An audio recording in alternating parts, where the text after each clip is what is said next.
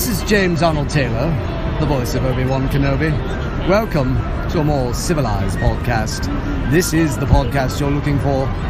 You may not go about your business. Stay here, listen, and then move along. Cool beans. Oh, welcome back, listeners. We hope you enjoyed that Last Jedi episode as much as we did. It was longer than The Last Jedi. No kidding! It was. Oh, it was. I didn't even realize that. Yeah, oh by my a heavens! significant margin. And our friendship survived. It did. We're great. Yeah. We had It's a awesome. fantastic group hug after that episode. We did. It was fun. good. Yeah. It was real good. The groping wasn't necessary, though. Well, I'm sorry. I get always handsy. necessary. Yeah. Come on. But oh man, yeah, it was really long. We hope you enjoyed it, and really make sure you listen to that last part all the way through. Chris gave a marvelous performance. Shucks. Thanks, guys. Yeah, so this is episode 7 of our podcast, a more civilized podcast. This is our Star Wars Villains Bracket Part 2. We're going to do the right side of our bracket. Yes. And we are very excited about it. Yeah, this is going to be fun. So, Ross, you've got some... I'm Kyler, by the way. I am Chris. And I am still Ross. One day we will stop being adequate, and we will remember to do that on time. Oh, let's keep being at least adequate. Yeah, let's just be okay. Yes, a little bit of news for this week. We had a fun little tidbit come out of the Salt Lake FanX. All right. So Ian McDermott, the... FanX, which we'll be talking about next Yes. time. Yes. A In little Nerf the nugget. Nerf nugget next. Yes. Yeah. He was at the Salt Lake FanX that was held in Salt Lake this year, and has a interesting little tidbit for all of us concerning Episode 3. He's quoted as saying during his Ian panel... McDermott is the Emperor Palpatine, Right. in the original and prequel trilogies. Yes. So he's quoted as saying, "I think it was a little more gruesome than you ended up seeing, you know. A lot of young potential Jedi ended up on the cutting room floor," in reference to the scene where Anakin cuts up all the younglings. Can I just say how much I love his wording? Yes. A lot Yeah. of young Jedi end up on the cutting room floor. It makes me love him even more. All hail the Emperor. Yeah. Oh. See, now I kind of feel like I'm going to be a little bit of a downer to the hype train here, but I feel like that's taken a little bit too far, because him actually... I listened to the Ross, clip. let us have this. Yeah, no, just let me. The actual clip was a little bit more vague. Like, at least the part of the clip that I saw, didn't feel like it was necessarily saying that there was like blood or gore to this. But I think it was more of just you need to assume a lot more happened than what was actually shown.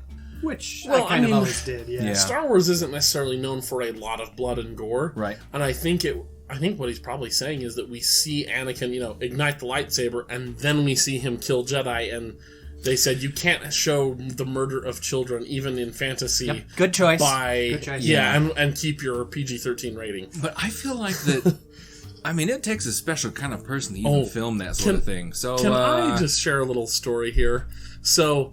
I think we talked about this in the prequel episode, that episode 3 was the first movie I went to see multiple times in the theater. Yes, you did mention that. So, and I remember the first time seeing episode 3. Obviously, I'm no idiot. I know what's going to happen to Anakin. I know we're going from point A, which is Anakin, to point B, which is Darth Vader. I know we're getting there.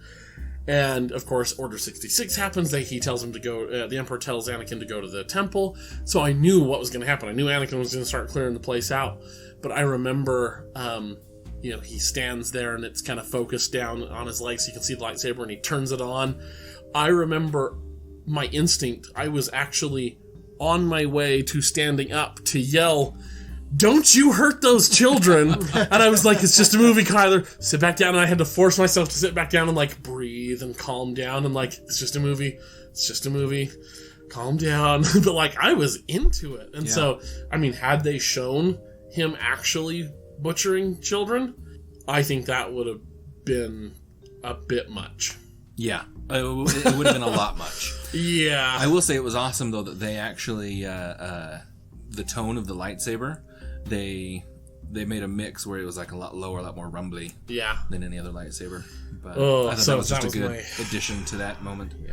But so, yes, there may have been a slightly more violent version of that scene and or the scene around the temple. I mean, yeah, and like a part of me wants to see what it could have been, but I'm very happy that the final cut was what it was. Yeah. Speaking as someone whose last story involved a mass suicide of children, that's still too much. Wow, that got dark.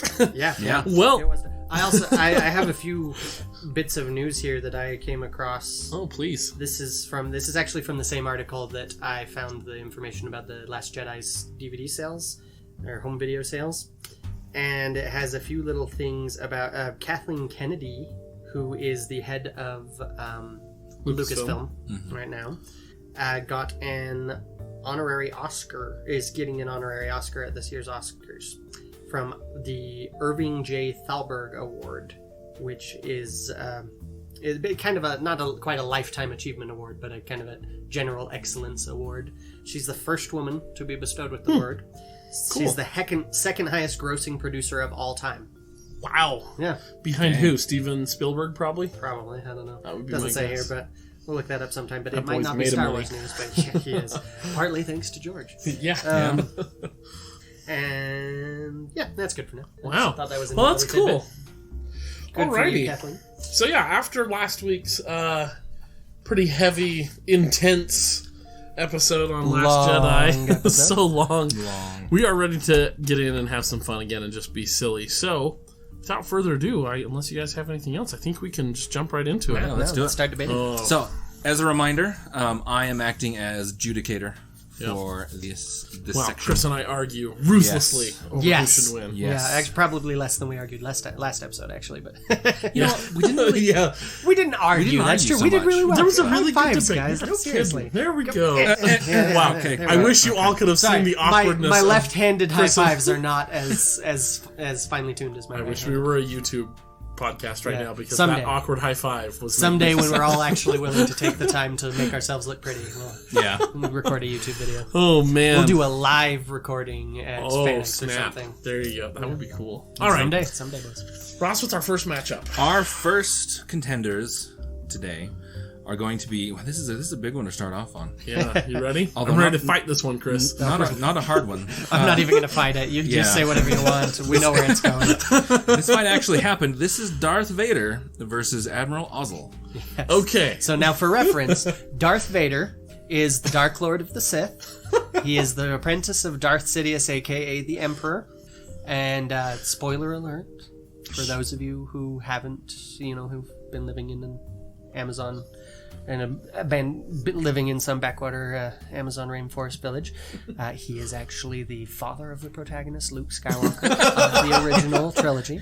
Known to use a lightsaber and choke people with the Force. Yes. Let's go. Murderer versus Formerly Anakin Skywalker. versus one of the more incompetent admirals in the Imperial Navy. Who is However, said to have been as clumsy as he is stupid. correct. So presumably lots of bumping into tables. Yep. He does have one advantage that Darth Vader does not. That is a power mustache.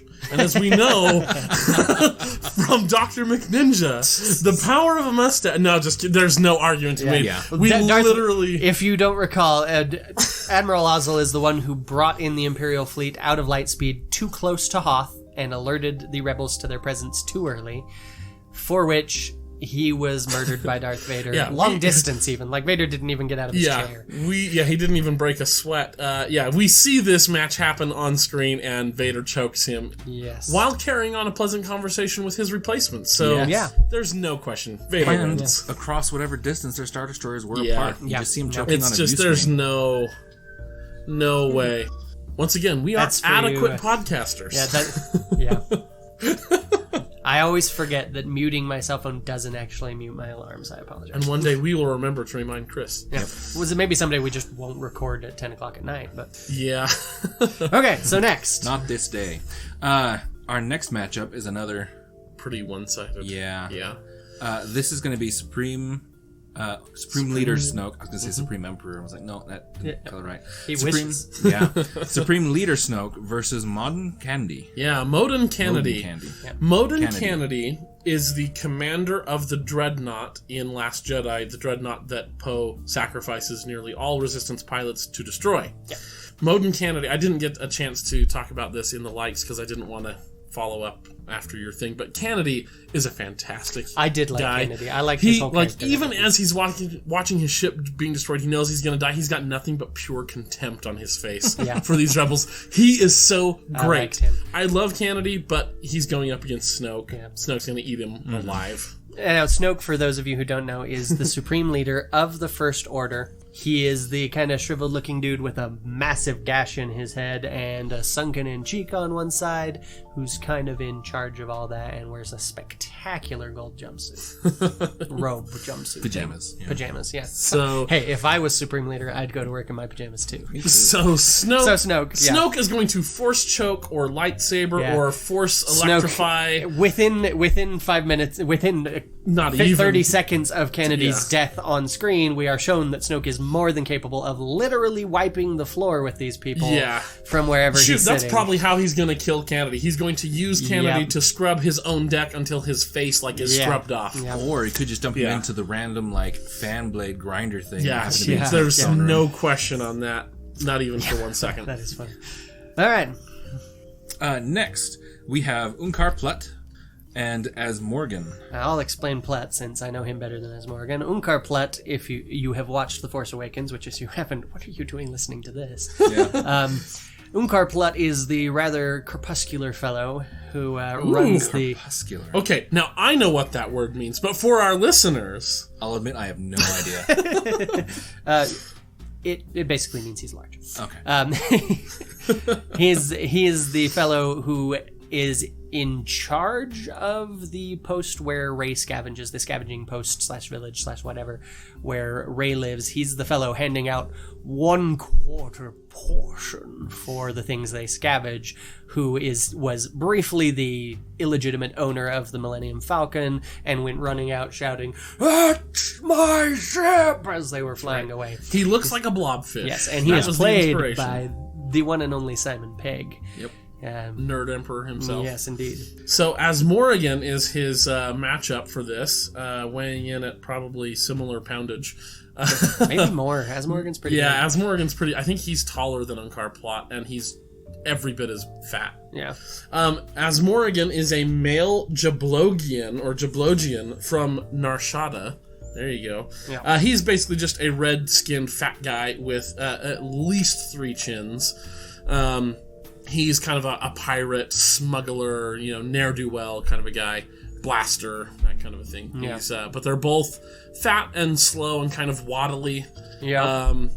Tough guys. They think they're tough, but not probably the actual toughest. Yep. Yeah, so they are tough in their leadership skills in a nasty environment. And by leadership skills, he means ability to bully others. Yes, bully / command / demand. I mean, this is really a toss-up. Honestly, it is. I think Unkar Plutt, if they were to get closer, I think Unkar Plutt probably has a little bit more muscle and could probably pound him.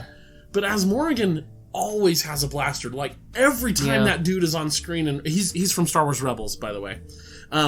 He's always whipping his blaster around and holding people at gunpoint and whatever, so... He also explicitly goes out of his way to avoid moving unless he has to, though. Yeah, and Unkar Plutt is willing to run around with stuff. We're never shown anything that indicates that Unkar Plutt has trouble getting around. He's just big. As Morgan is dumb, he is pretty easy to get close to if he thinks you're not a threat, if he thinks you're going to be subservient to him.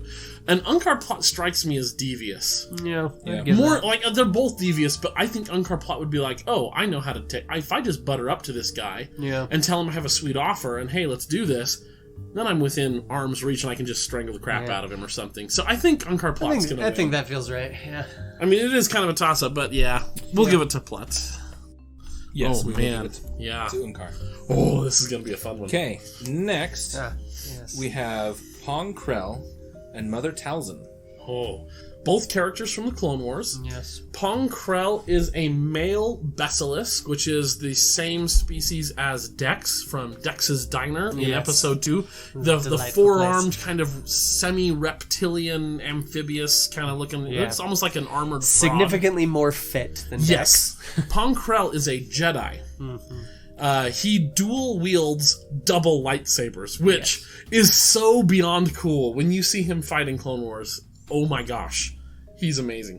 And double lightsabers, as in What Darth what Maul's Darth Maul lightsaber. has. Double-sided he lightsabers. He has yes. 2 of those that he wields in his Yes. forearms, and it's phenomenal. Oh man, his fight scenes are so cool. Go watch them. Mother Talzin, however, is... Oh, did you want to... No, you go ahead. You know it better. Okay, than I do, she so. is the leader of the Night Sisters. The Night Sisters are force-sensitive beings from the planet Dathomir. It's a completely matriarchal society. The males are all essentially slaves. Yep. And the women rule, and they are all like crazy, super heavy into the dark side. Like, If for reference, if you've watched Clone Wars but haven't gotten that far, like me, Asajj Ventress is formerly one of the Night formerly Sisters. one of them, trained to. Yeah. Essentially, she was purchased as a trainee, basically, by Count Dooku. Yeah. But yeah, Mother Talzin is their leader, and they are extremely powerful in the dark side. Now, Pong Krell, I said he's a Jedi, which is why you might be wondering why he's on the villains bracket. That's because, spoiler alert, for Season 4 of the Clone Wars, and arguably my favorite arc from all the Clone Wars, he had a vision of what would become of the Jedi, that they would fall, that the dark side would win, and he decided to jump ship early. So he actually, while pretending to be a good and law-abiding Jedi, was actually fully committed to the dark side. And ends up, the clones end up Trying exposing to it. attract Dooku's attention and approval. Yeah, and basically become Dooku's apprentice. Yeah. So He is also particularly well known for his combat skills. and for being brutal in battle. vicious, just ruthless, 100%. Mother Talzin, though, she's no dandy. No. She is also brutal and vicious, but more of a scalpel, where Pong Krell is more of a club. Yeah. Yep. Oh man, she's got all kinds of magic. She can raise the dead. Yeah, she has all sorts of weird stuff out there. She's quite powerful. So Yeah. Personally, I give this one to Mother Talzin. Pong Krell is a baddie, no question about that whatsoever. But not on the scope and breadth. Like, he's a combat guy. Mother Talzin demonstrates that she can do the combat, but she also just has so much else. And in the end, I look at it as, and more spoilers here for later on, Pong Krell is taken out by a bunch of his own clones that are following him and discover his treachery and end up taking him prisoner, and then one gets pissed off and kills him because he feels betrayed. Mother Talzin just will not die. Nope. Also, we should mention, she's the mother of Darth Maul and Savage Ventress. The actual mother? That's what it described her as in what I read. Oh, but wow. She, if not the mother, the trainer, and Yes. very more or less some maternal relationship. Like, to give you some frame of reference for the sort of creatures that she produces, she just will not die. Like, she fights against Dooku, she fights against all sorts of people. She gives a good showing and then slips away into incorporealness. It's weird, but she comes back and possesses people. She does all sorts of stuff. In the end, in order to defeat her, I believe it takes like Dooku and Sidious. I don't think Sidious, but it's Grievous's full army. That's right. Grievous is the one that tipped it off because she faced Dooku. She faced Dooku and Sidious, and it took, I believe, according to what I read, and I haven't watched the show, but I was just preparing for this. It took Dooku, Sidious, and Grievous to take her out. Yeah. And I would not put Pong Krell on the par with those. Well, three. and I, just for brevity's sake, I was sitting here running through arguments because I love Pong Krell. He's one of my favorite villains. Man, if he was up against and I'm good just chunk of this. and so I'm going, geez, he is more combat oriented than she is, and it is a one-on-one thing. It's not like she has all of the other Night Sisters to help her, so maybe and I'm going, but even the powers that she has, like, she can create hallucinations where you see things that aren't there, or don't see things that aren't, like, she just has so much dark side magic at her disposal. I can't think of a scenario where he wins. Yeah. Not by himself. Because as you said, like, it took... Yeah. Well, and even Sidious, if he Dooku, thinks and he's won, Grievous. she comes back. I mean, she's... Yeah. It's... there's just... I cannot... This woman has come back more than Emperor Palpatine did in the Legends canon. Yeah, in a one-on-one battle, I don't see any circumstance where Pong Krell comes out ahead. It would be a good show. It would be a sweet fight to watch. Yeah. Oh my gosh, it'd be cool. But she's gonna eat him. Yeah. She's gonna kill him. Talzin. Oh man, that Alright. Next, is so crazy. See, as much as the last one would be fun for awesomeness, this one will be fun for ineptitude. It's gonna be so good. We now have Nute Gunray, the leader of the Trade Federation in episode 1, and Poggle the Lesser, who was the leader of the Geonosians in episode 2. So I don't even care who you pick. I'll argue the other one. It's gonna be ridiculous and silly. Okay, I'm gonna pick Poggle the Lesser. Oh darn! I wanted to argue with face tentacle power. Oh, okay. So Nute Gunray, he's taller, which means he has the high ground. Yep. So, but Poggle the Lesser can fly, so I guess he has the high ground. Yeah. Now, hold on. So is the high ground decided by the top of your head or the I bottom of your don't feet? know. This fight is 1,000% ridiculous. Either way, Poggle the Lesser can fly, so he's got the high ground. Yeah. But hey, one of my favorite quotes from Schlock Mercenary, if you haven't read it, is, "What do you call a flying soldier on the battlefield? Skeet." except that we never see Nute Gunray with a gun, like, ever. Yeah, no, that's Yeah. true. And Poggle is expressly a weapons manufacturer. Like, he's probably got something on him at all times. No, but he's a businessman. He's the CEO. He's not the one using the weapons. The No, only but thing he we does see him weapons have is a development. cane. He is over weapons Yeah. development. I would be surprised if he didn't have something. He's No. also, I believe, if I remember reading right, he was a former general as well. I want, and well, he is the general of the Geonosians. That's right, Because so he's currently- Queen Karina the Great Is in the- actually in the over Clone the Wars, she is Geonosians, actually the leader. Poggle the Lesser is the general in charge of the making sure primary all drones- representative. Right, because she representative lives among the underground and Confederacies. he lives above ground. But no, this fight is going to be like a slap fight from like elementary school. He's going to be like, Poggle the Lesser is going to be like hitting Nute Gunray with his cane, Or just and like dropping trying to stuff fly up on away him or from very something. Nute high Gunray's up. going to be like slapping at him, throwing his hat. You know. We could even Poggle the Lesser can win. I don't even care. I was to say that's the way it would go, because anytime we've seen Newt in any sort of intense He's such situation, a coward. He doesn't he do well, yeah. completely folds and just Yeah. Anyway, so Poggle, Poggle, good job. Yeah. Hard fought. Yeah, so hard fought. Okay, this is an interesting one. Yeah, this will be fun. We have Bib Fortuna, who is the Twi'lek right-hand man of Jabba the Hutt. Yes, sir. Very pointy teeth. The one that comes up and stops Luke and is, asking for the gift and And his everything. weak-minded. I will take you to Jabba now. weak-minded fool. And he is up against Sebulba, the pod racer that was Anakin's rival in pod Yes, racing in episode 1. So, Sebulba is a... Twi'leks are from Ryloth, that's their home planet. Sebulba is a Dug, that's the species, and they come from Malastare, where Obi-Wan, or Qui-Gon Jinn says, they have very fast racing on Malastare. Oh, But anyway, that that's makes sense. the planet. There we go. Yeah. So, Sebulba, he walks on his hands, or walks on his hands and then drives with his feet, I guess. Yeah, basically. Yeah. The big one.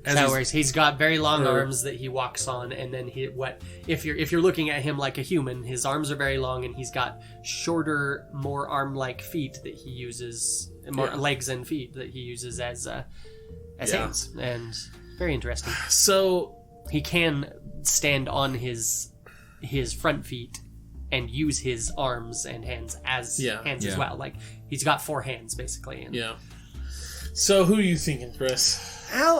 Well, you can see now Bib Fortuna is relatively high placed in a pretty nasty criminal syndicate, organization, but he's also basically a maitre d in that. Like, he's a butler.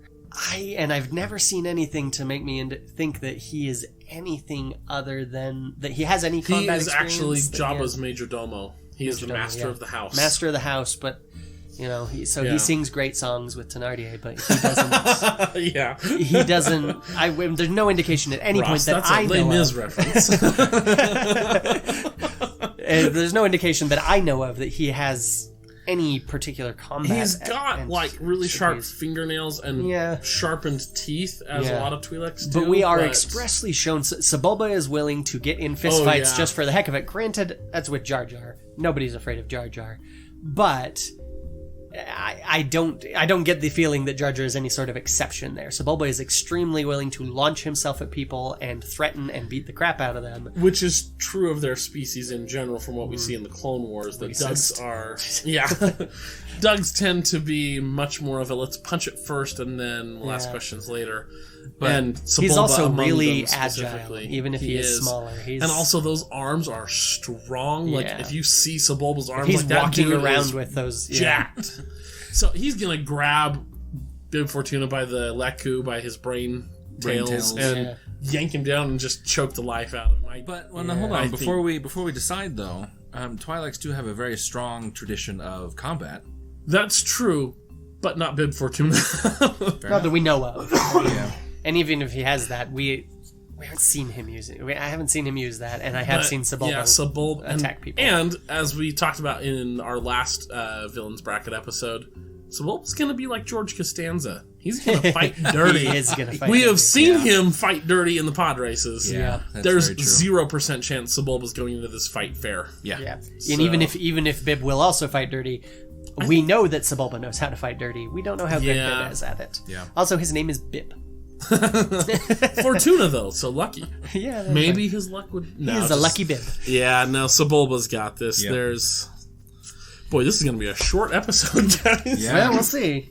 I could see but we got some coming up. Could be. Our next matchup are two that I'm less familiar with. Agent Kallus, who is from Rebels. He is the main, also known by season 4 as Hot Kallus. Awesome. When he goes Rebels and his hair gets all wavy in his face, my wife was like, he's Zuko's Hot Kallus, for sure. and his opponent is Riff Tamsin. Also from Rebels. No, Clone Wars. Clone Wars. I am not remembering. From the apparently. cartoons. Yes. So Agent Kallus is an ISB agent, Imperial Security Bureau. He defects to the Rebels, but for 3 seasons out of 4, he's Imperial. Well, but he's also their informant for another season. Oh, shush. All right. So he's on the villains list. So He is in the Imperial cards for Armada, Ross, and for X-Wing, okay? Not Rebel. He was at least at some point a villain. Yeah, and a pretty hardcore villain. He is very proficient at hand-to-hand combat. He is a pretty good marksman as well. He killed, or he was alleged to have killed, a member of the honor guard of what is Zeb's from Rebels? What is his race? Can't think of what they are. The Lasat. yeah, The Lasan, right. Yeah. So he killed the Lasat honor guard on their home planet and took one of their bow rifles as a prestige, thing that when you kill him you get this. Right. Yeah. I remember that. And he's proficient with it. He is as proficient with it as Garazeb Aurelios, who is an honor guard Lasat.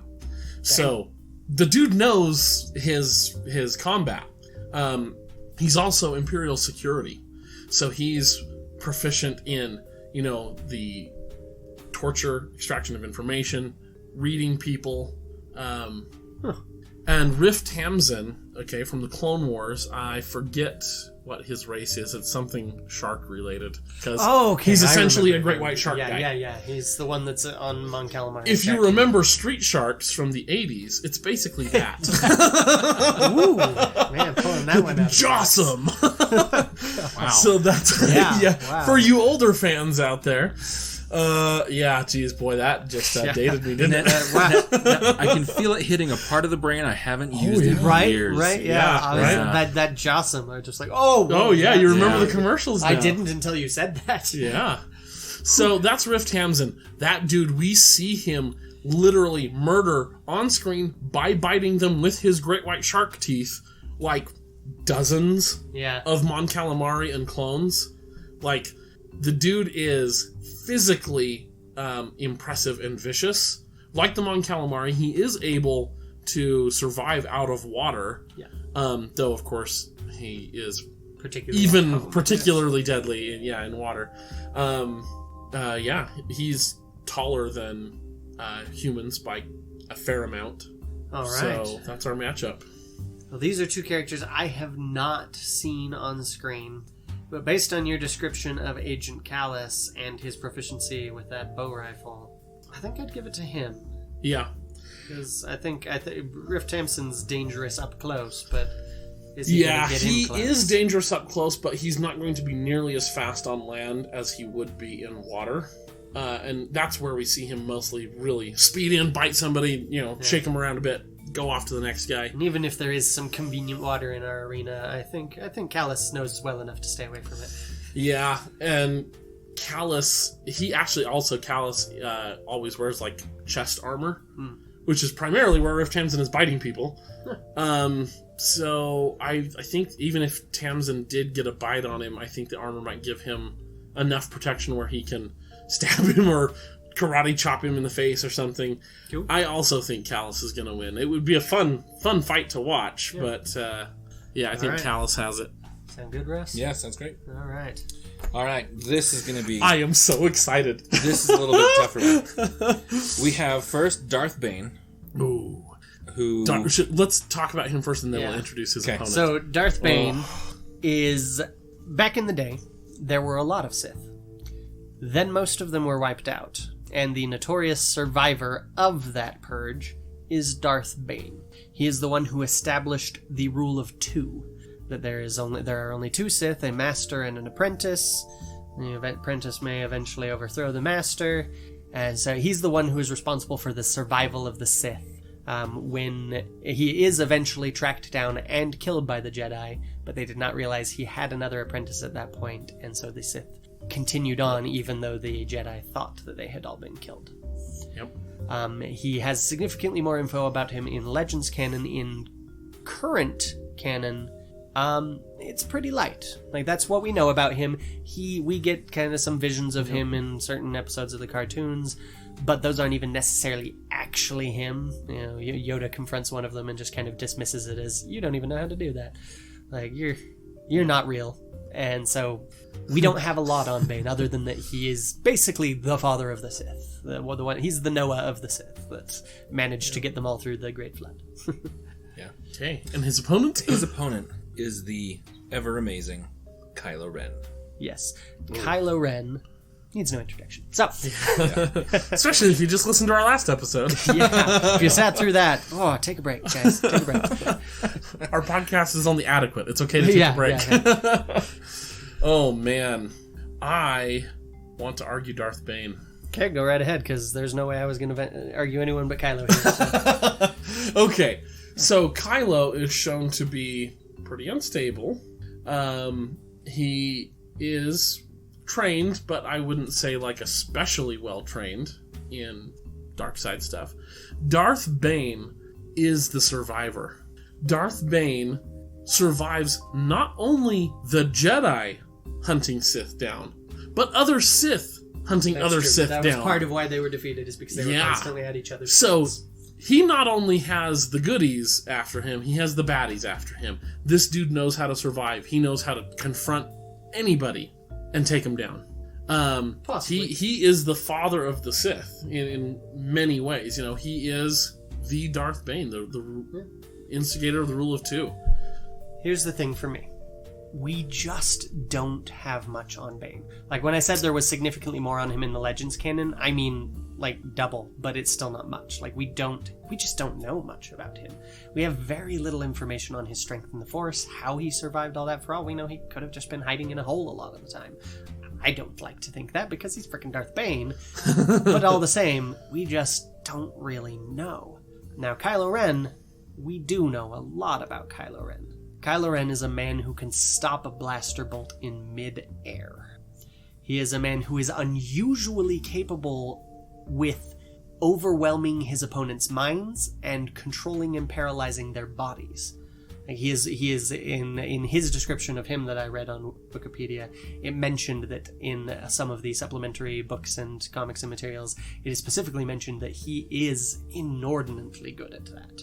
And which Snoke is also very good at that. We see that in The Last Jedi. That's probably where he learned a good chunk of it. But he has got massive amount of power, and he's not shabby on the training either. Like, we don't know to what degree he's trained, but he did wipe out an entire temple of Jedi entire school of Jedi, so not fully trained, but still. He did that more or less on his lonesome. He took some of the others with him, which in and of itself is pretty impressive. If he just led these people with him, like, how did he convince them? Point of order. Yep. The Knights of Ren, were they established before or after the destruction of the Jedi Temple? I think I got the don't impression know, but it because seems like after. Luke specifies that when he woke up after his confrontation with Kylo, that all of his students were either dead or gone. And I think, I personally think the implication there is that the ones that went with Kylo became the Knights of Ren. I don't know that for sure, though. Well, that was my understanding. But yeah, I think I wasn't sure if. But even that, I'm like, that's pretty impressive. Were they also being led astray by Snoke, or did Kylo just convince them somehow? I don't know, but I want to give Bane a lot of credit just because, he's the survivor, he's the father of the Sith, but at the end, we just don't know. Well, I look at it like this. I'm approaching this like a historian. Okay, what we do know is that there are lots of Sith, there are lots of Jedi. Then there's no more Sith but Darth Bane. Presumably, among these Sith, there are people who are really good at mental manipulation. There are people who are really good at saber combat. There are people who are really good at, dark force powers. Not to mention all the Jedi who are good at saber combat, good at light side force powers, that he survives. So what we're saying is, okay, we might not have specific details, but what we have is a wide array of competent opponents that he outlasts. Yeah, but we don't have any information on how that happened. For all we know, he survived 1 or 2 encounters by the skin of his teeth and then went and hid on Dagobah. But surviving by the skin of your teeth is still surviving. Yeah. Still winning. Yeah, and Kylo's still alive too. Remember, this is a contest. For now. This is a contest of combat. Yeah. Yeah. And I'm not saying that he couldn't be. Like, I agree, it's possible. Like, there's definitely room to extrapolate that. But we just don't know. We do know that Kylo is powerful on an unprecedented scale. Like, we know how inordinately out of their mind people were over Anakin. And the indications in the new movies are that Kylo is, if not as strong as Vader, potentially stronger in the Force, even if he hasn't mastered it to that degree yet. Sure, but I would also say, too, that, much like Vader, who has mastered it, he is still, Vader's still passionate, he's still angry, still full of hatred, but he's mastered it, he's focused it. Kylo is unfocused. He's easily unhinged. Bane is a master. The master. He's going to be able to get in there and mess with Kylo and get him off edge and then go in for the kill. That's all speculation, though. I feel like Kylo's track record is strong. No. It's all speculation. No. This is all speculation based on what we have been given by Word of George and other things. And based on that is end canon. Like, it's not, we don't know. And it's just as possible that Bane was just really sneaky and devious and hid a whole lot.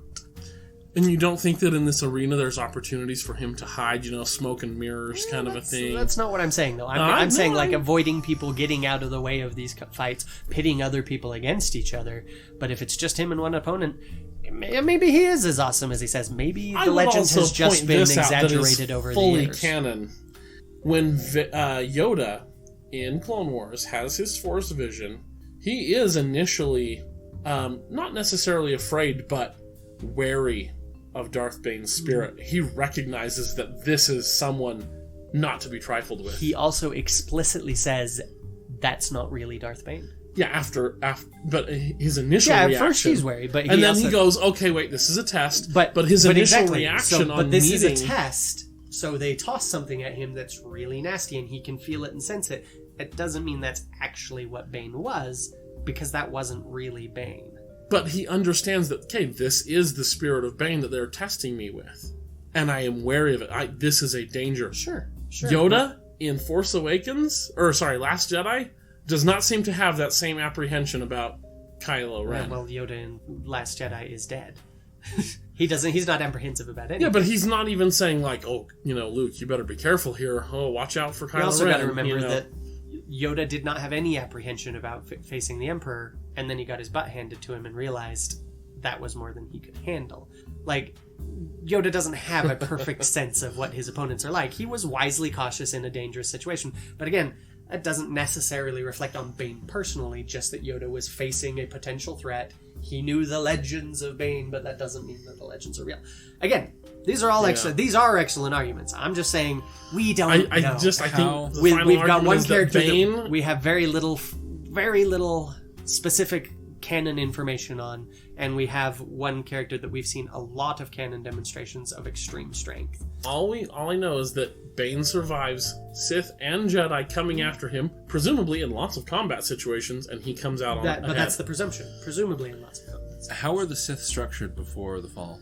It was random. Yeah. There were some pairs, there were some groups, kind of like the Knights of Ren or something, where It's there's one and basically then like, a bunch. Hey, maybe we'll team up together to take out the other guys. there were and say whole we're in armies. It was command all until someone sort of assassinates us shifting or we turn on alliances. each other. It was a mess. One at a time, fellas. One at a time. Oh, come Lots on, of the audience got all that. Yeah. Lots of shifting alliances. Numbers varied depending on the Sith organization and alliance at that time. Yeah.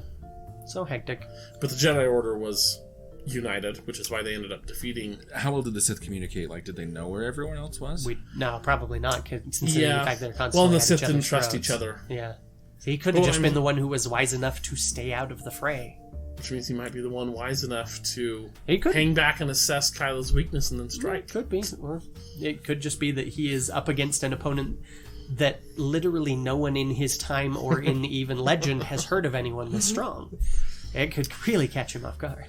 I am going to have to go with Kylo. Oh, Well argued, come though. on. Well argued. Very well argued. It was tough. Oh, that makes me sad. I really wanted Bane, because Kylo's like, it's so obvious, I really wanted Bane to go and... But I do Yeah. also reserve the right to change that decision when we have more information about Darth Bane. Yeah, maybe In a couple of years years to come. from now. We'll, maybe we'll revisit the... we'll do an episode and be like, okay guys, Nerf Nugget. Darth Ross Bane would wins like everything. to tell you that Darth Bane wins. Fair enough. Show over. That That's upsets it. our bracket. Now we got to go through and do all the ones that are affected by that. So, Alrighty. all next, that of course. was fun. By that point, we'll also have like half a dozen more movies, and so Yeah. we'll have other Yeah. villains we can add in. It's true. We don't have anyone from Solo on And here. books and all sorts of things. Next, we have Darth Tyrannus, better known as Count Dooku, Yes. versus the fifth brother. Yes. Kyler, explain who the fifth brother is. The fifth brother, so in the age of the Empire, the Emperor would seek out Force-sensitive individuals, really of any age, and either they kind of got the Vader to Luke treatment, which is join us or die. And if they chose to join the Empire, then they were put into the Inquisitorius, not program, but they were made members of the Inquisitorius. It was a special group of Force users that were basically like junior Darth Vaders. Yeah. They were to help help Darth Vader enforce the Emperor's rule in places when the regular troops wouldn't do. And also if they got wind of any Jedi that had survived Order 66 or people that were resisting being brought into the Inquisitorius, then Inquisitors and they were known as Inquisitors, then they were sent out to dispatch them. Right. And the fifth brother is one of these. Yeah. And Darth Tyrannus / Count Dooku was the leader of the Separatists. Former Jedi Master. Former Jedi Master. He was quite on the council. duelist. Took on Obi-Wan, then Anakin, and then Yoda. And then later we see him take on Obi-Wan and Anakin at the same time. Asajj That didn't go as well for him. Ventress. He takes on Ventress. He takes on a lot of people and survives quite a lot of ships. Yeah, he also, like General Grievous, has a lightsaber collection of defeated Jedi. Oh, really? Yes. In the That doesn't book surprise Dark me. Disciple, which was a 4-episode arc of the Clone Wars that never aired because Disney canceled it. Right. You see a Jedi is sent sort of undercover to like pretend to be a fallen Jedi and become Dooku's right-hand guy so that he can take down Dooku. Yeah, You can imagine how that goes. That always went so well in the And Dooku legacy- shows in the him like Legends. this China hutch basically full of Jedi lightsabers of Jedi that he's killed over the years. All right. Yeah, considering the fact that they didn't live at the same time, or at least they weren't part of the Empire and part of using the Force to kill people at the same time. But if they had been, Dooku would have been well above Fifth Brother for sure. in training and everything else in position. And hierarchy. frankly, just depth of knowledge of the dark side and use of its powers, mastery of its powers. Dooku can do lightning, he can choke, we don't see the Inquisitors doing anything except saber combat. Yeah. So, Also, he's it's Christopher friggin' Lee. I mean, yeah. if you're not Wormtongue, you're not gonna kill this guy. So Yep. So Yep, there it is. Darth Count Tyrannus. Dooku. Oh my goodness. Okay, next we have Asajj Ventress, who was the Padawan of Darth Tyrannus. Yep. Also, again, we mentioned before. the apprentice. I think they specifically eschewed the word Padawan for the. Yeah. She was his Sith, apprentice, and then Dooku got in big trouble when the Emperor found out that he had taken an apprentice, because you only do Oh, that me if too. you're planning on bumping off your old master. Yeah. Yeah. So he was told to kill Asajj. She escaped. After that, she really, really hated him and tried to kill him numerous times. Sound familiar, Darth Maul? Insidious? Yeah, exactly. So that's Asajj Ventress, And she is up against Seventh Sister. Seventh Sister, another member of the Inquisitorius, also from Rebels, but she is by far the most competent of the Inquisitorius, aside from the Grand Inquisitor himself. Whereas Asajj Ventress is an apprentice. Like, she is a competent apprentice Very in many competent, ways. yeah. But, this is not like the Dooku Fifth Brother matchup where one was obviously... So Seventh Sister is very clever. She's very intelligent. We see her numerous times in Rebels thinking outside the box to track the rebels down, to outthink them, to set traps for them. She also has a little robot, like a little droid that floats around and attacks. It has a little shock thing, and I would say that would probably almost certainly come in her little... in her box. Yeah, that makes sense. So she's going to have that as well as her double-bladed lightsaber. She's quite smart. Now, Asajj Ventress, though, also smart. I think far more ruthless than... Ruthless, and really, she has a long history of dueling multiple combatants Yes. and surviving and or coming out victorious. She evades and escapes Dooku. Yeah, She which is no is easy also feat. the daughter, or one of the Night Sisters under Mother Talzin. Yeah, so she's been trained in So the she's been trained the by Night one of our Sister winners. Dark Arts. She also routinely takes on Obi-Wan and Anakin at the same time. That's true, she and does. holds them off. She dual wields So, lightsabers. Yeah, she's got double lightsabers with the cool curved handle like Count Dooku. Yeah, they look awesome. they do. And they can attach, so she can actually do it as a double-bladed lightsaber, too. She doesn't do it often, but there are episodes where she does. See, now my thing here is I don't know Seventh Sister. I haven't watched Rebels. Yeah. I have seen a bunch of Ventress, and I feel like it's mainly its familiarity that's telling me I want to go with Ventress, but...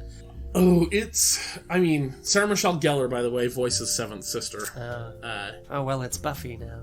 Yeah. It's different. But Asajj isn't a vampire, no matter how much she might look like one. She does kind of look like Granted. one. But That They're is a both good attractive point. in their own way, for whatever that's worth. But, oh man, just sheer evilness. Okay, this actually, fun fact here, this clip, this just a few seconds, was actually not aired on TV because Cartoon Network felt it too dark for their episode. There is an episode where Asajj Ventress is rampaging through maybe Camino or on board a Star Destroyer or something like that. Anyway, bunch of clones around, she's killing them left and right. And there's this one clone who's basically like, yeah, screw you, I don't care if I'm gonna die, like, I'd rather die than, turn traitor or tell you anything you want to know, whatever. She lifts him up in the air and pulls him to her with the Force, and she leans in and kisses him right on the lips, and then it pulls back and you see she has stabbed him through with her lightsaber. whoa. So it's like, dude, she runs you through while kissing you. Like, oh, it is such a cool moment. But yeah, they were like, that's too dark for a kid's show. You can't put that on TV. But yeah, I do think fair, but boy, it is so cool. Oh man. I have a crush on Asajj Ventress. She's pretty great. So you're leaning towards Ventress then? I think so. It would be a close fight, I think, because I think Yeah. Seventh Sister is smarter than Asajj Ventress. And she does have the droid, which can zap and stuff. However, Ventress has 2 lightsabers. She could whack the droid out of the air if it got close to zap her. Or any number of force powers that it has no defense against. True, but if she's going to be using force powers on the droid, that leaves her vulnerable to force powers from Seventh Sister. Potentially. But again, Ventress has a storied history of taking Yeah. on multiple opponents at Yeah, once. so You mentioned earlier how we've never seen the Inquisitors use force powers. Well, and that is true. Yeah, darn. Quit using my arguments against me, Ross. I think it would be a really cool fight to watch because they're both I picked up this one early on. It's like, ooh, that would be a close match. They're both very similar too, in that they really like kind of the sweet, seductive taunting of their enemies as they are fighting them. Like Asajj Ventress has a hard-on for Obi-Wan. Like her dialogue with Obi-Wan, it is like way seductive, even as they're fighting.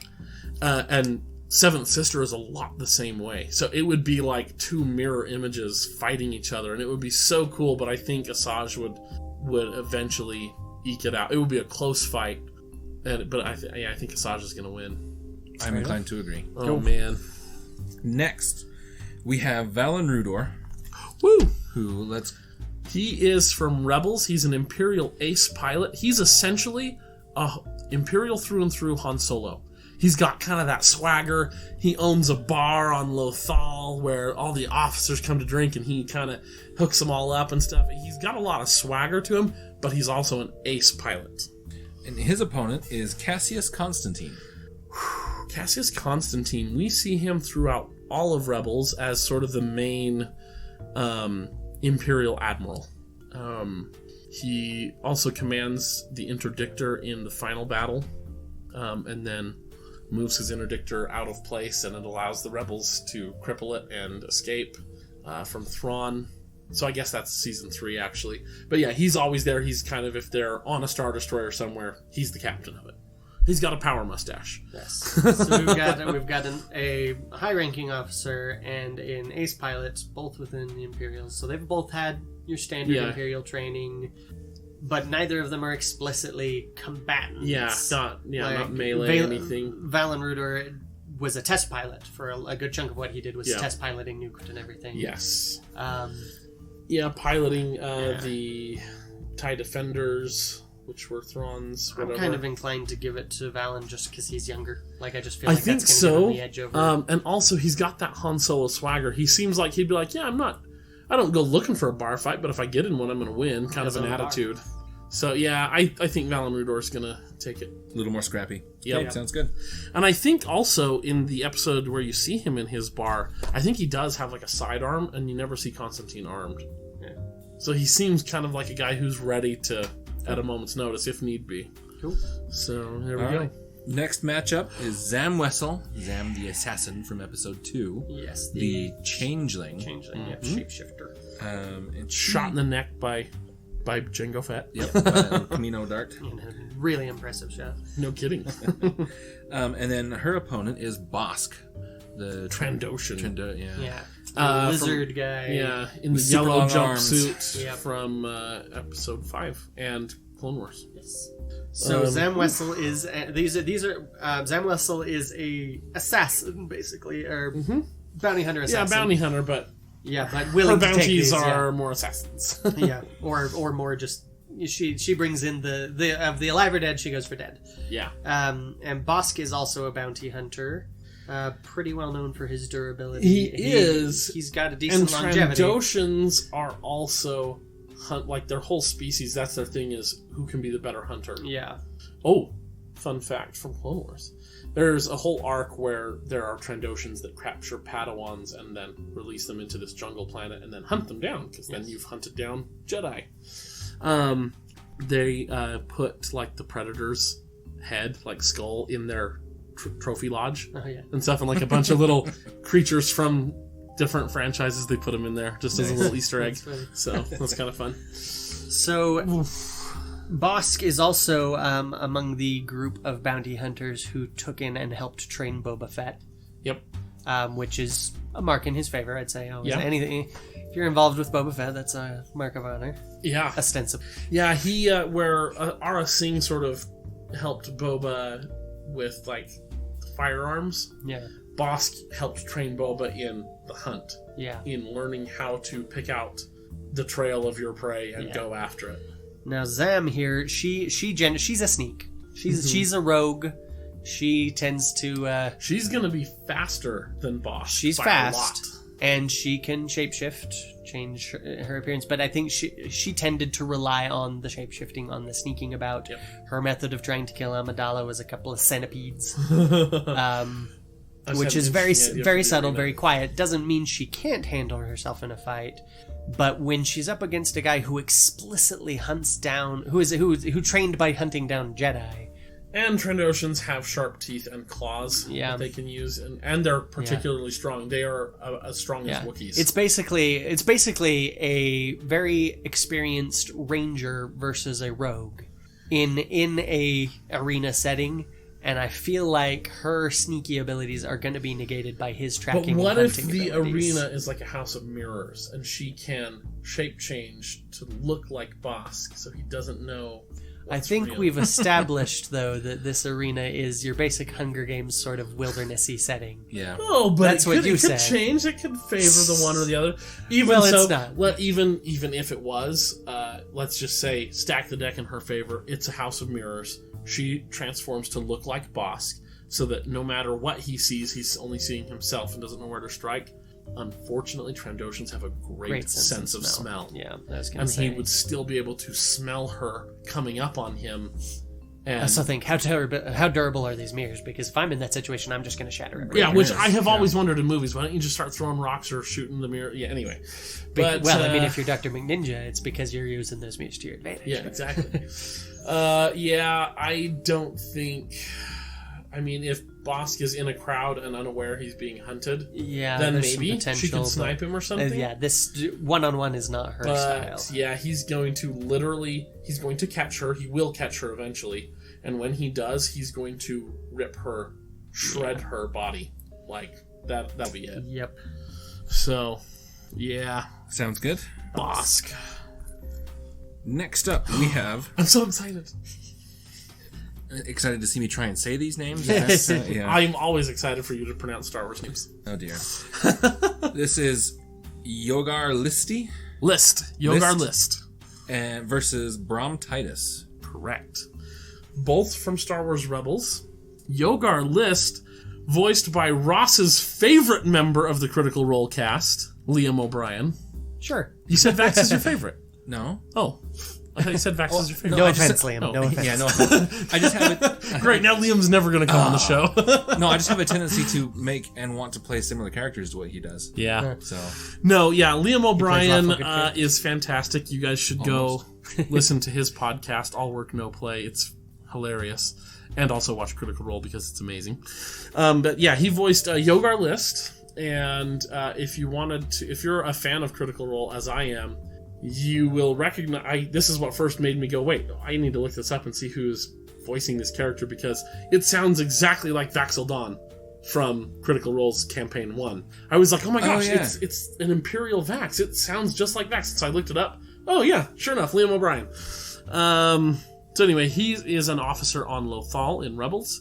He does advance through the ranks. We see him... he's actually one of the more competent Imperial officers on the planet.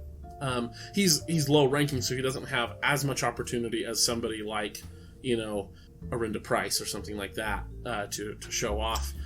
And he wasn't he one of the generic Imperial officers that kind of isn't as generic anymore? Yes. Yeah. He gets less generic as the season goes on. He shows up actually, I think, in the first episode, and is... the brim's pulled all the way down. You can't see his eyes. That was kind of the mark of this is a nobody you don't need to pay attention to in Rebels. And then slowly the hat comes up and you can see his eyes over the seasons as he gets promoted. So, like our last bracket episode we did, we talked about where are they? I can't find. Oh, Miles Grint and Cumberlane Oresco.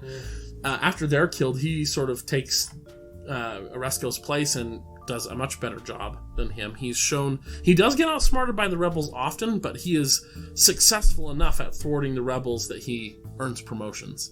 So he's fairly competent. And then Brom Titus, the opposite of that.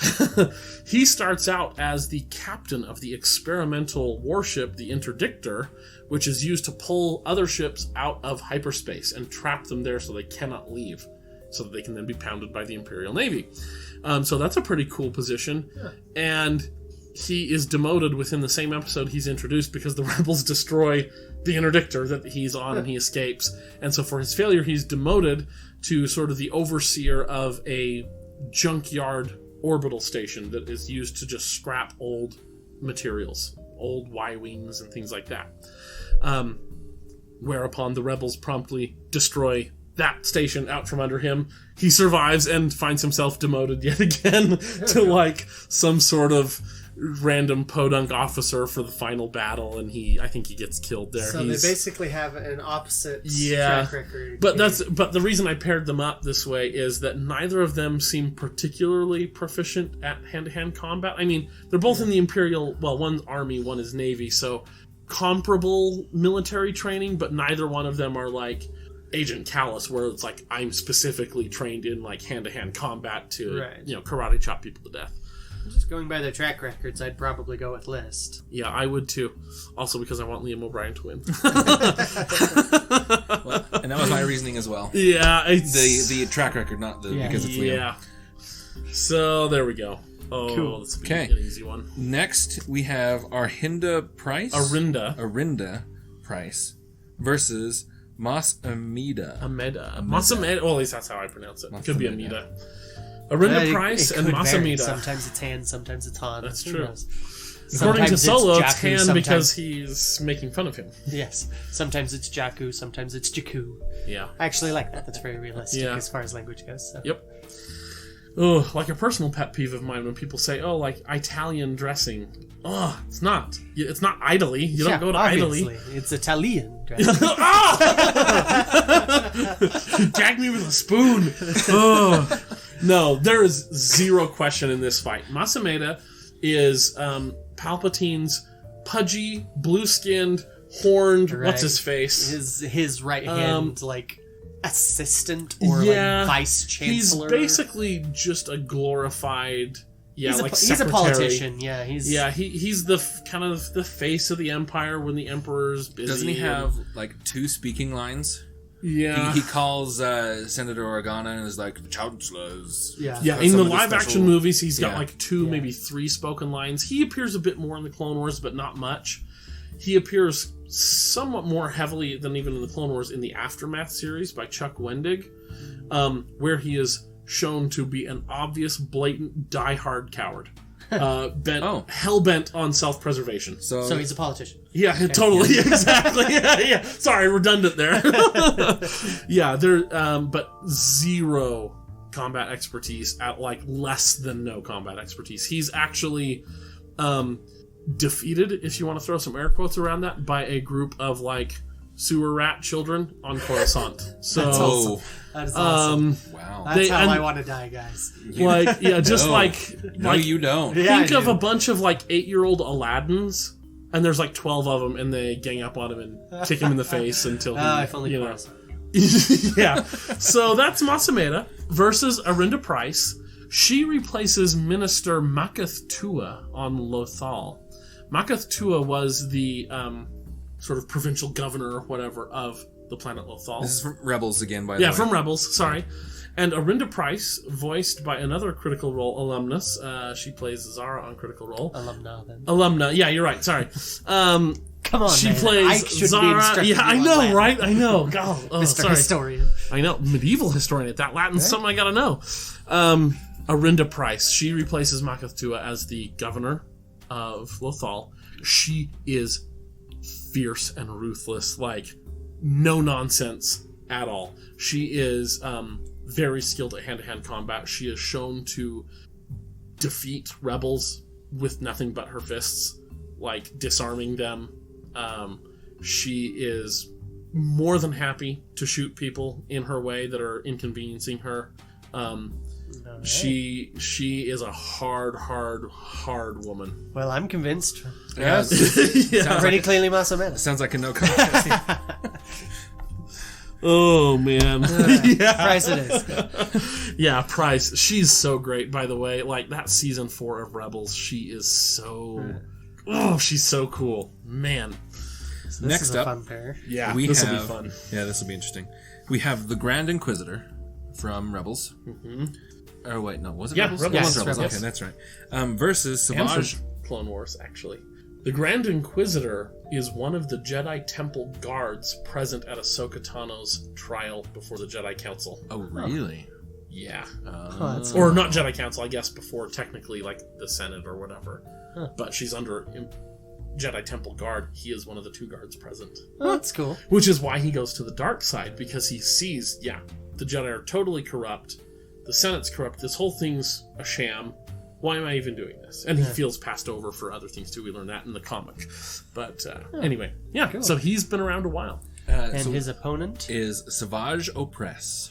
Asajj Ventress. The little brother, basically, of Darth Maul. Yes. Same species as Darth Maul. Trained and raised and instructed in the ways of lightsaber and dark force by Mother Talzin and the Dark Sisters. And you got to take into account that this is a species now. Maul presumably is a taken name that he picked when he became a Sith, but this is a species that names their children Savage, just straight up. Yep. Savage Oppress. Yep. This one has the most on-point name of the Also, Star Wars galaxy. I really won't.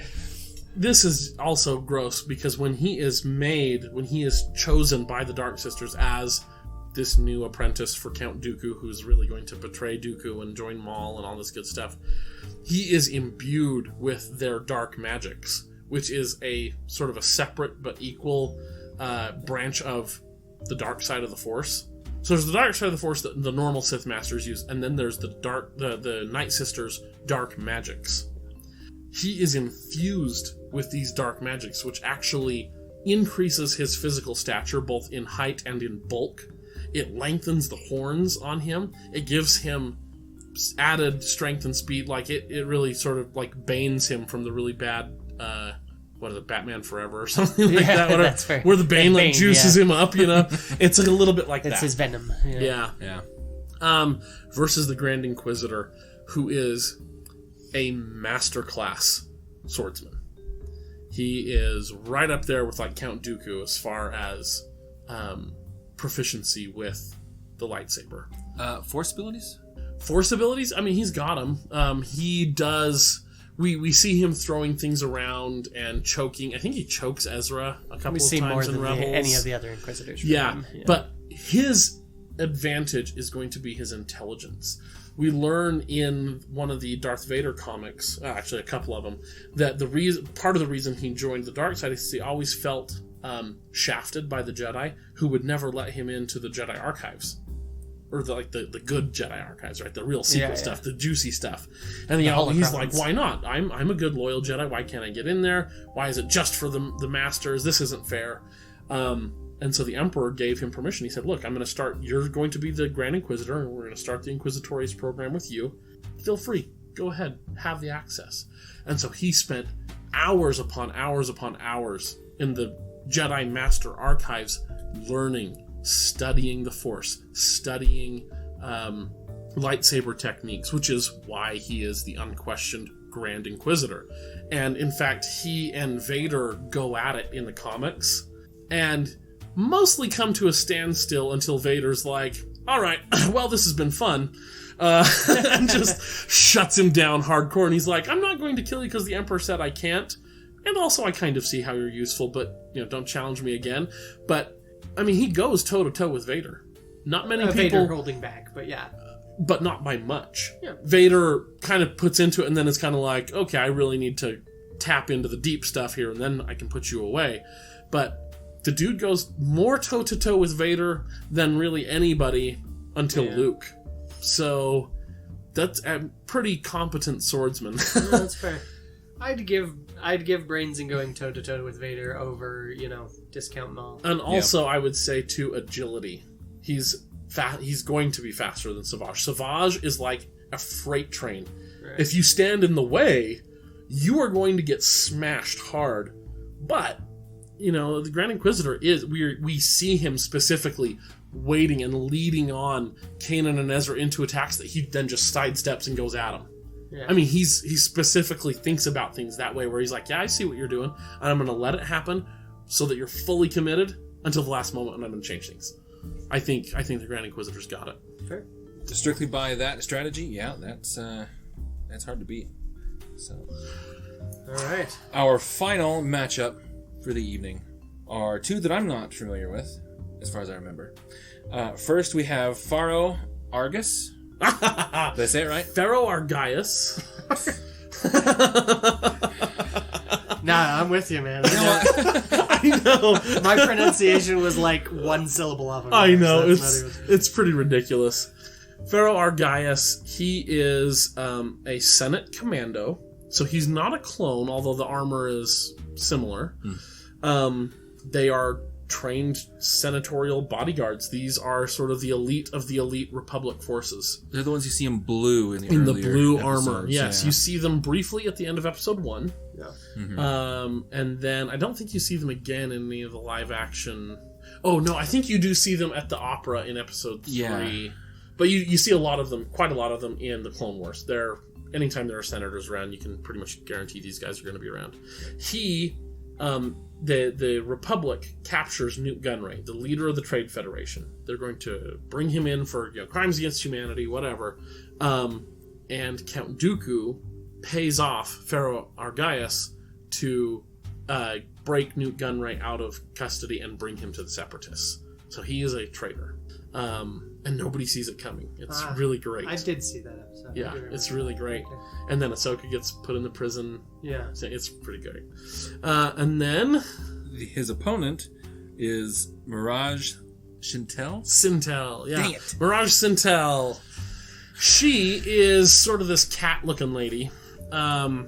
She is the head of a slave empire in, I think, the Mid-Rim. I believe but more on the outer edge of the Mid-Rim, I believe. She's got a galaxy-wide slave empire that she runs. Okay. She has an electro whip that she uses to specifically break her slaves. She breaks Obi-Wan Kenobi. She's able to tame, although not break, Anakin Skywalker. She has Ahsoka and Obi-Wan captured, and she basically tells Anakin, if you step out of line even by an eyelash, they're both dead. And so he agrees to be her little pet, and she crushes on him pretty hard. I think the main question here is, does any of Pharaoh Argaius's weaponry have a laser sight on it? Yeah, he's got a blaster like the clones. Yeah, yeah, but if it's got a laser sight, I think he's going to be able to keep this cat lady pretty there you go, you got there. I know, I took it that long. I was thinking like lasers. I'm like, yeah, you're the ranged combat. Laser, yeah. Laser sight, yes. Yeah, no, yeah, sorry guys, I'm tired. Nevertheless, he's explicitly trained for some pretty nasty combat situations. And she does well one-on-one. She's vicious. Once you've already been put in chains and she can whip you. Which is yeah. And he's a Senate commando. These are the elitist soldiers in the Republic before the clones show up. Right. So, yeah. Yeah. I'd go with Pharaoh. Sounds like. All right. Oh my gosh, we did it, guys. Much quicker than the last one. Yeah. Oh, really? A little bit. Oh, good. I wanted it to be I didn't want it to be too short. Yeah. That'd be awkward if they okay. were completely different lengths. Well, that's what she said. Oh man. Well, we hope you enjoyed that. Please let us know how your bracket is getting filled out. Rant and rage at us. Send your hate mail to Chris Baxter at podcast. No, yeah. That is the best way to do it, because I will ignore every last bit of it. Yeah. So yeah, that's our villains bracket, guys. That's the right hand side of our villains bracket. The right side of our villains bracket. So next episode we're going to be discussing Rogue One, kind of like we did. Next episode is going to be on. That's right. That's right. I completely forgot. We're out of order. Yeah. So in our next episode we have a little idea for shows that there's not enough material to do a full length show. And we have the idea to call them Nerf Nuggets. Which we do explain in that episode. Which we do explain. Anyway, so we're going to do a Nerf Nugget about FanX and our Star Wars experiences there, which was pretty fun. Yeah. But that's not like a regular episode. So the next regular episode we're doing is the Rogue One discussion in a similar format, hopefully Probably shorter significantly shorter than our Last Jedi I format. can go on at length, but I will try and keep it brief for all of y'all's sake. Yeah, and my notes here say specifically so that Chris doesn't explode. He's Honestly, I don't know. After Last Jedi, I feel pretty sated. I'm all right. You I got actually it out of feel a your lot system. more I feel a lot better disposed toward Rogue One all of a sudden. Yeah. So yeah, when we were looking at our list of episodes and when to do them, and we said we were doing this Last Jedi episode, Chris was like, "Okay, then we have to move Rogue One up first because I have things to say about that. We got to do it soon." I do still have strong feelings about it. So we switched some things around. It's coming up in the next full episode. It is good. Chris is going to do his best to convince you and all of us that it's not. I'm not trying to convince anyone to dislike it. I just want a chance to explain why I think it is, if not the weakest, potentially one of the weakest Star Wars movies. So there we go. You're welcome to follow us on Twitter at More Civilized. Join our Facebook group, A More Civilized Podcast. Don't forget our website, a more civilized podcast.podbean.com. You can find me at Mr._R* on Twitter. I'm going to take another chance to plug my younger sister's webcomic, which I have edited for her and I just love. It is on webtoons.com, webtoons.com. It's really good. I looked at it just last Yesterday. night, I think. Yeah, yesterday. You texted me about it. Really good. Yeah, I love this. Every now and then you talk to another writer and they tell you about their story and you go, I wish I'd thought of that first. And this was one of those for me. When my sister explained it to me, I went, that is solid. That is good stuff.